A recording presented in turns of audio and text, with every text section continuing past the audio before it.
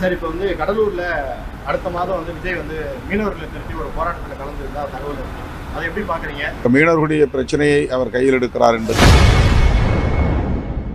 மீனவர்களை திரட்டி தவேக தலைவர் விஜய் போராட்டம் நடத்த இருப்பதாக வெளியான தகவல் குறித்து செய்தியாளர் எழுப்பிய கேள்விக்கு விசிக தலைவர் திருமாவளவன் பதிலளித்துள்ளார். சார், இப்போ வந்து கடலூர்ல அடுத்த மாதம் வந்து விஜய் வந்து மீனவர்களை திரட்டி ஒரு போராட்டத்தில் கலந்துருந்தா தகவல் இருக்கு. அதை எப்படி பாக்குறீங்க? விஜய் களத்துக்காக வந்து மக்களுக்காக போராட்டம் நடத்துறதா இருக்காரு. அதை எப்படி பாக்குறீங்க? விசிக அதை எப்படி பாக்குறீங்க? நல்ல விஷயம். மக்களுடைய பிரச்சனைகளுக்காக அரசியல் கட்சிகள் பல்வேறு களங்களில் போராடுவது அவசியமானது. ஆக மீனவர்களுடைய பிரச்சனையை அவர் கையில் எடுக்கிறார் என்பது மகிழ்ச்சி அளிக்கிறது. மதுவிலக்கு பிரச்சனை இல்லை. விசிகாவுடைய அடுத்த கட்டமா இப்போ ஏற்கனவே மாநாடு நடத்தி மதுவிலக்கு எதிராக மாநாடு நடத்துறீங்க. இப்போ அடுத்த கட்டமா நம்ம என்ன பண்ணணும்? விசிகா சார்பாக என்ன முன்னெடுக்கிறது?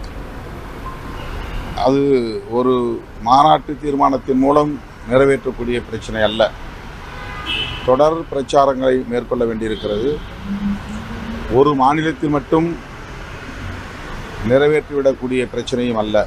இந்திய அளவிலும் அதை கொண்டு போய் சேர்க்க வேண்டிய தேவை இருக்கிறது.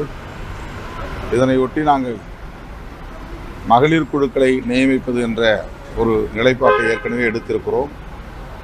அந்த மகளிர் குழுக்களின் மூலமாக மக்களிடையே விழிப்புணர்வு பிரச்சார பணிகளை மேற்கொள்வதுதான் எங்களின் அடுத்த கட்ட செயல் திட்டமாகும். சார், இந்திய எதிர்ப்பை பற்றி யாரும் வந்து வீணா பேசக்கூடாது அப்படின்னு சொல்லி முதல்வர் சொல்லியிருக்காரு. இதை நீங்கள் எப்படி பார்க்குறீங்க? இந்திய எதிர்ப்பை பற்றி திமுகவினரும் சொல்லி தோழமை கட்சியில் வீணாக பேச வேண்டாம் அப்படின்ற மாதிரி அவர் சொல்லியிருக்காரு.